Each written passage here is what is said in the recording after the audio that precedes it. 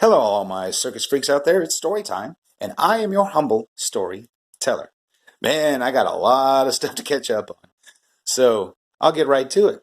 I've been really busy trying to get everything ready for start putting out shows, but I wanted to take this opportunity to kind of explain something that I've been toying with. Um, Y'all have seen the belt. I did an unboxing with that. I showed y'all the finished product. It looks really good, man. I'm really glad how that came out. Y'all have seen the sword. I did the unboxing. The project I'm currently working on is going to be the shield. Let me show you. See the shield. It's currently acting as a table for other things, which I'll get to in just a second. But I bought a piece of plywood. I got a circle drawn on it. I went out and I bought a jigsaw so that I could cut out said circle. And then I'm going to take that right there, a dog bone. A dog bone, you may ask. And I would answer yes, a dog bone. You soak the thing in some water for a couple of days, it becomes pliable. You can cut strips out, and you can line the outside of the circle of the shield, and it becomes an extra barrier against weapons. Not that these are going to be functional, you know, they're props, but I want them to look good.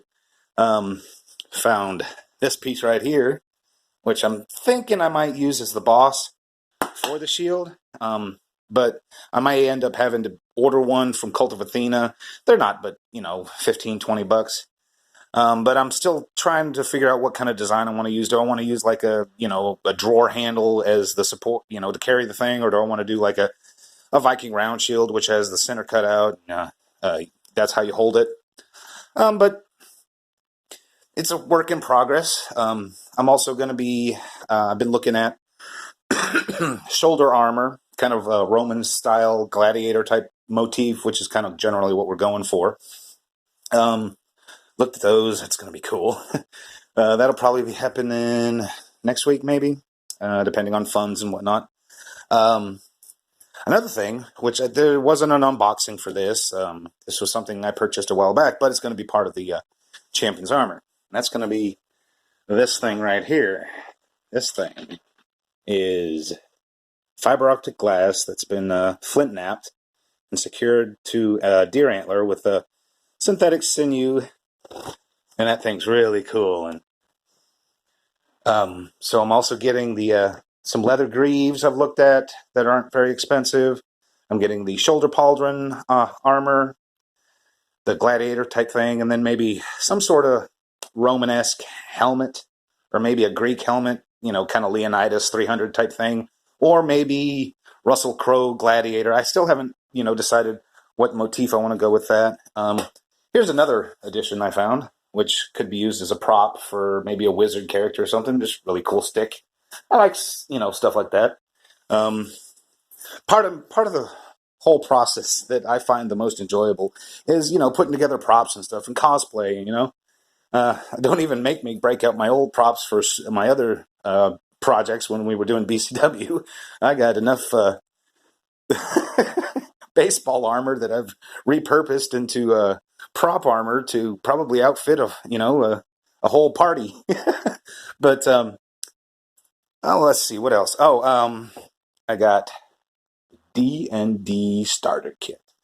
That's gonna be for training training the players, on 5th edition, and to get me more familiar with 5th edition, because I played 3.5 and a little bit of 4th edition, but I really haven't delved into 5th edition yet.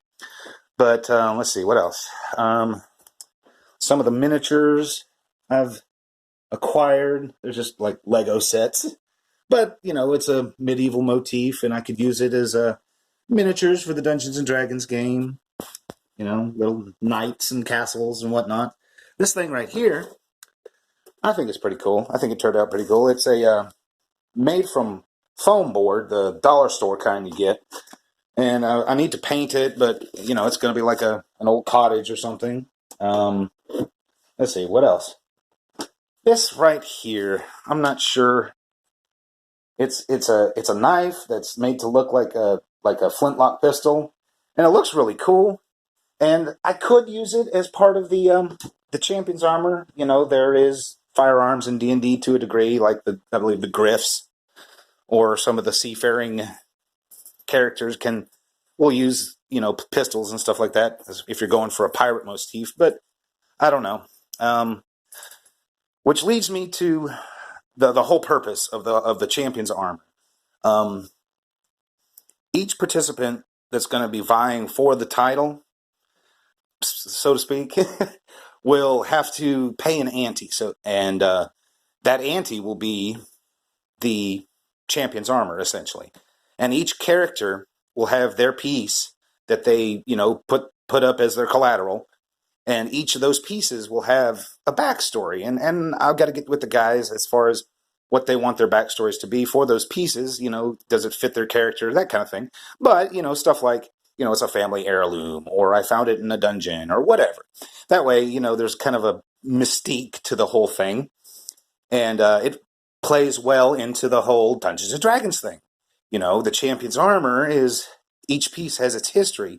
Because to me, the funnest part of games like Skyrim or Morrowind or anything from Bethesda, well, anything not recently, but that's a whole different story. But, those RPG games, where you open up the next chest and you find the loot and then you do the quest and, it plays well into that.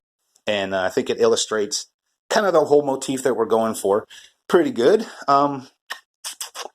I believe that's about it for this time. Oh, be looking out for our very first Culture Shock video. It's coming really soon. I got to finalize the scripts, storyboards, and stuff like that. Talk with our cinematographer. I've been kind of dragging my feet on that, and I apologize for that. But that's about it for this time, y'all. Like, follow, share, and subscribe if you haven't already. And I hope to hear from you soon, all my circus freaks.